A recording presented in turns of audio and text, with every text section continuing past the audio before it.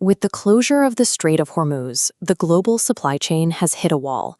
We are facing the most severe energy and supply disruption since the 1973 oil embargo. For Singapore, the math is straightforward. This bottleneck will inevitably drag down our economic growth, push inflation higher across the board, and cause a severe spike in domestic electricity costs. Shielding our economy requires an immediate, coordinated defense. The government, local businesses, and individual households must execute a shared strategy to absorb the shock. This map shows exactly what is choked off. The strait normally handles 1/4 of the world's seaborne oil and 1/5 of its natural gas. Over 80 oil and gas are also vital raw materials. A massive portion of the world's fertilizer is manufactured using natural gas and shipped through the strait. Shrinking fertilizer supplies directly lower crop yields, forcing food prices upward. The constraints extend to specialized industrial inputs. We see severe supply chain restrictions for aluminum and the helium required to keep semiconductor manufacturing lines running. To compound the material shortages, logistics costs are soaring. Freight rates between Asia and Europe have doubled since the conflict began. We are dealing with a broad, cascading global supply chain crisis that is multiplying costs at every stage of production and delivery. Domestically, our earlier forecasts of 2 to 4% GDP growth and easing inflation in the 1 to 2% range have been overwritten by global events. The impact hits our energy and chemical sector directly.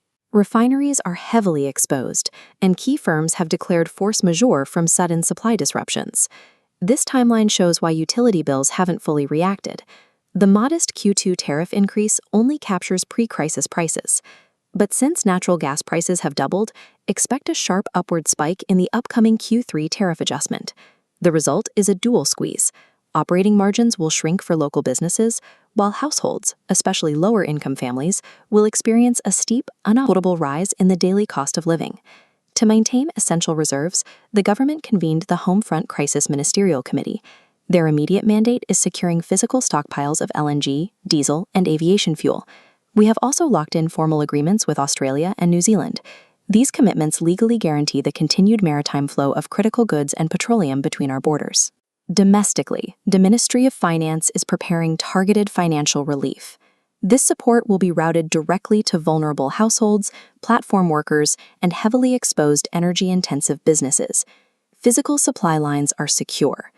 Because Singapore imports nearly all its energy, no policy can fully insulate our market from global price inflation. Managing this requires strict conservation. Households must actively reduce energy consumption, utilizing climate vouchers to transition to energy-efficient appliances and minimizing air conditioning usage. Businesses must operate leaner. We strongly urge companies to aggressively leverage the Energy Efficiency Grant to modernize their operations and install lower energy equipment. This crisis will be protracted. Navigating it and preserving Singapore's economic resilience relies entirely on our collective discipline and our immediate commitment to conserving resources.